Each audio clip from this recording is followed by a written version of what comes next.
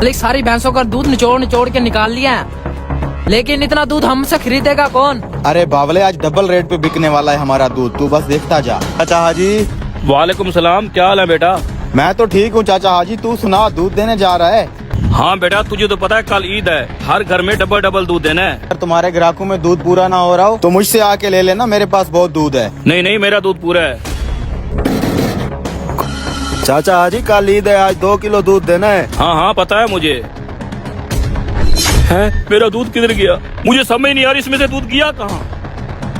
अच्छा अब समझ में आया, किसी शरारती बच्चे ने बंटा मार के तेरा मटका तोड़ दिया है। जल्दी से दूध दे, मैंने क्रिकेट खेलने जाना है। बेटा दूध तो नहीं है मेरे पास। क्या दूध नहीं है? हम कहाँ से लाएंगे दूध? चाचा कल ईद है। हाँ हाँ चाचा, हमें हर हाल में दूध चाहिए, चलो। अस्सलाम वालेकुम बेटा। वालेकुम सलाम जी चाचा हाजी।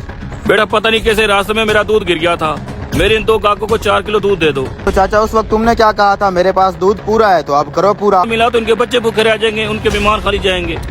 अच्छा क्या रेट देते हो तुम इन लोगों को? 120 रुपए लीटर देता हूँ। मैं 240 रुपए दूंगा, अगर लेना है तो बताओ। हमें 120 रुपए के हिसाब से दूध दे। ठीक है बेटा, 240 के हिसाब से तुम पैसे काट लो, और तुम लोग टेंशन न लो, तुम 120 का हिसाब देना। भाई 2 किलो। मालिक गजब हो गया। क्या हुआ? अभी अभी देख क्या रो, हमारी 2 भैंसें मर गई हैं। क्या बकवास कर रहा है तू? बेटा जो किसी का बुरा सोचता है उसके साथ भी बुरा जरूर होता है।